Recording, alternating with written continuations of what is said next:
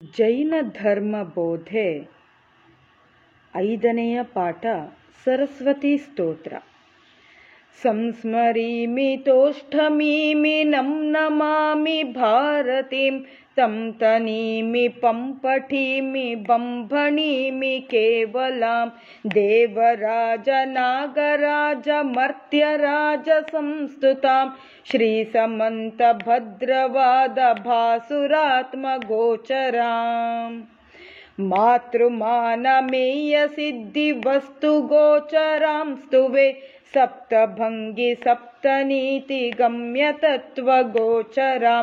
मोक्ष मार्ग तद्विपक्ष भूरि धर्म गोचरां आप्त तत्व गोचरां समन्त भद्र भारतीं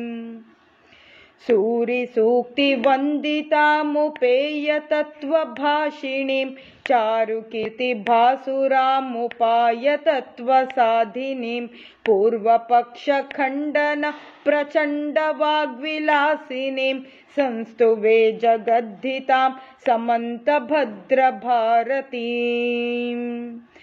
पात्र केसरी प्रभाव सिद्धिकारिणीं स्तुवे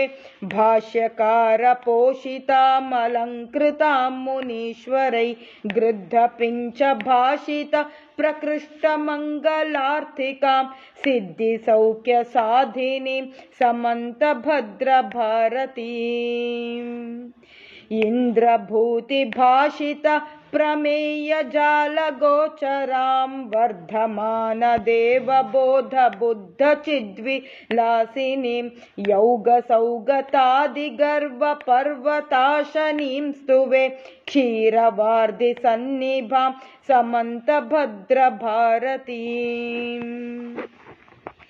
माननीति वाक्य सिद्ध वस्तु धर्म गोचरां मानिता प्रभाव सिद्ध शुद्ध सिद्धि साधिनीं घोर भूरि दुःख वर्धितारण क्षमामिमां चारुचेतसास्तुवे समन्त भद्र भारतीं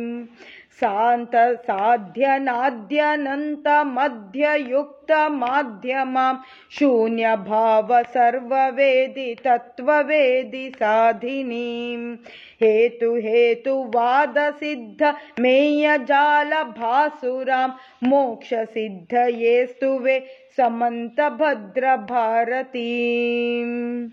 व्यापक द्वयाप्त मार्ग तत्व युग्म गोचरां पापहारी वाग्विलास भूषणां शुकां स्तुवे श्रीकरीं च धीकरीं सर्वसौख्यदायिनीं नागराज पूजितां समन्त भद्र भारतीं समन्त भद्र भारतीं।